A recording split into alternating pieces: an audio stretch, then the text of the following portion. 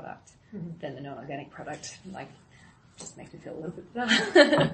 Even though it's still probably not great, but yeah. We have, like, at home, me and my husband have, like, a 95% vegetarian diet is how I would describe it. Neither of us are vegetarian.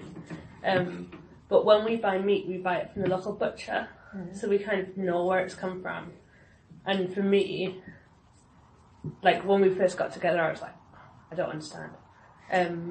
Like, I'm used to shopping in, like, Aldi and just buying my meat wherever. But that is, like, a conscious kind of ethical and, like, carbon footprint choice that, like, he'd made over many, many years.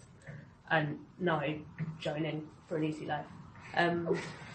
But yeah, I think there is that kind of, like, ethical, and we do pay a lot more for it than the local supermarket. I know with my dinners and stuff, but you appreciate it more as well. Yeah. It's much better meat as well, like, which I never realised. Yeah, like, until I started chicken, it's just pumped full of water to make it look bigger. Yeah, that was a huge shock when I first got here, because I only got here at the start of December, and I remember cooking chicken for the first time from the supermarket, and it just was water everywhere. I wasn't used to it. Yeah. But I know with my dinners and stuff, I used to base it around whatever meat I was going to put into it, but now I kind of base it around whatever vegetables I've got, and I'm going to include into it. And just find a meat that goes in it. I fell out with the chicken from supermarkets since I actually discovered halal chicken, and I'm not like that way religious at all. I don't really have any inclination to go down that religious reasonings of halal meat, but since I'm buying my chicken from the halal shop, that's a very decent piece of chicken.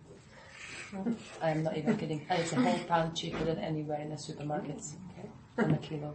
So I'm quite happy with that.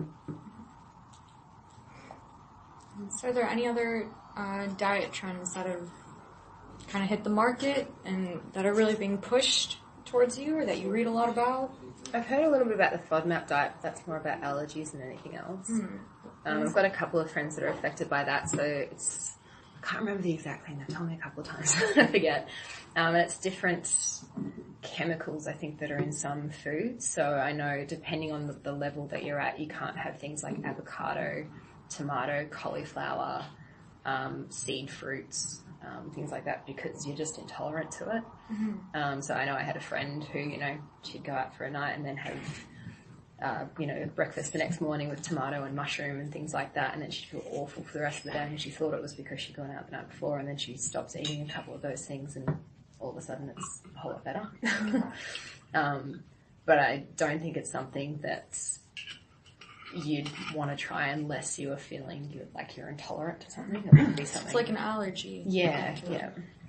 Foods. Yeah. Which is a bit tricky to stick to, I think, unless you know the exact foods that you're allergic to. And because there's different levels, you could be allergic to one thing but not the other. And so you've got to figure out which ones that you are not allergic to. It seems to have tailed off a little bit recently, but the one, like the 5-2 kind of fasting diet seemed to be huge a while ago, which sort of seems like, I don't know, I've never really I've never done any of the kind of fad diet things at all, but it kind of seemed, you could sort of see why people would go for it, because it means you can eat what you want on some days, and you only have to spend a couple of days. Yeah. I just remember seeing the people on the day that they're not eating, and they just whinge. There's a lot of like the juice diets, how it's just basically all you drink is juice, and everyone's raving about how much weight they lose, and then like a month down the track suddenly they're all bloated again and pop back up. But that's any diet, I guess. But with any diet, if it's like you consciously either choosing to have certain things or choosing not to have certain things, you have to kind of get the knowledge about that diet, get it really into your system, so at any given time and point you know what you can and cannot have.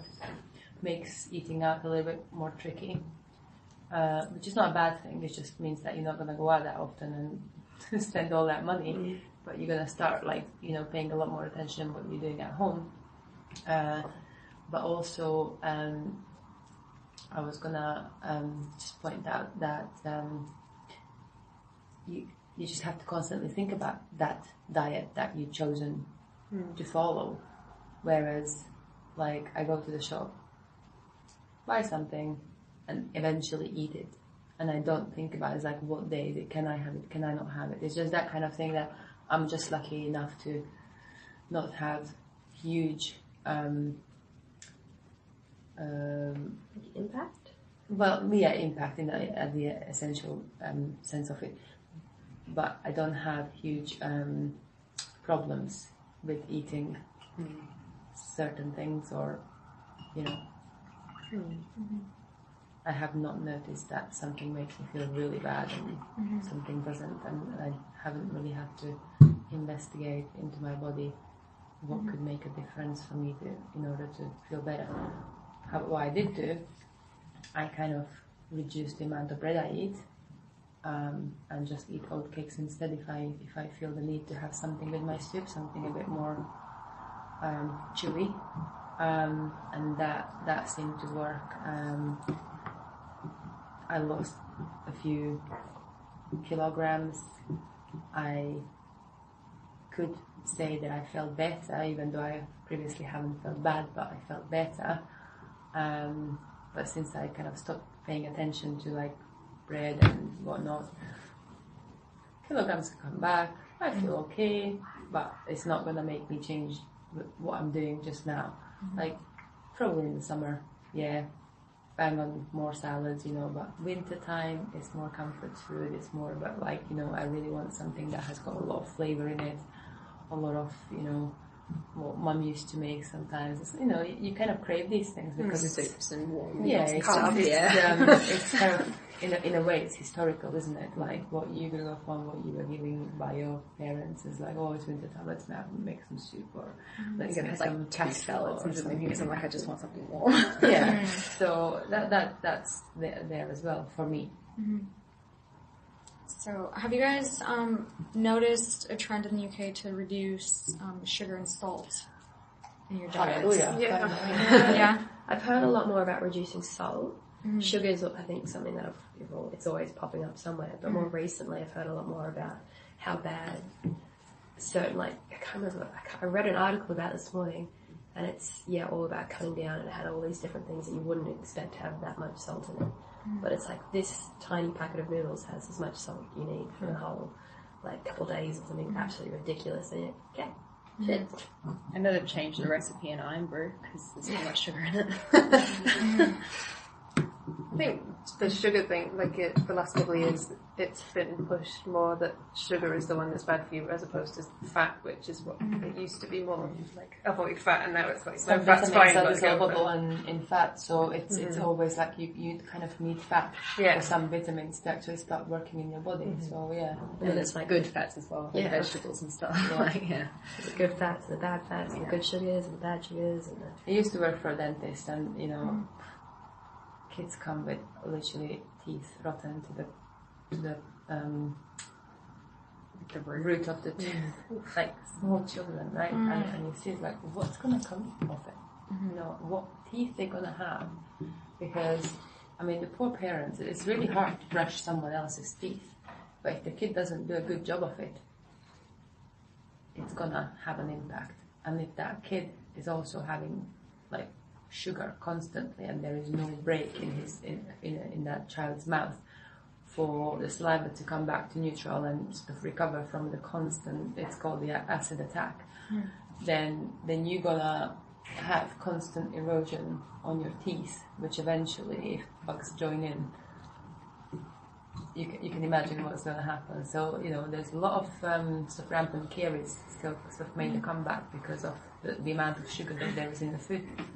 So I think that if the country chooses to address the problem and tell the companies making the food to reduce the sugar in it, I think that can only be a good thing for the population as a whole. especially when it's added sugar and things that you wouldn't expect to have. Yogurts. yeah. They don't put Cereal sugar in bread here, do they? No. Okay, cool. Yeah, that's what I was Like, like. Do they? Are you In sure? America, I they think do. in America it's all like corn Yeah, syrup yeah. and everything. Yeah, that's Yeah, why like we wheat bread. Yeah, because you can't find bread that doesn't have sugar in it. That's what I want to ask.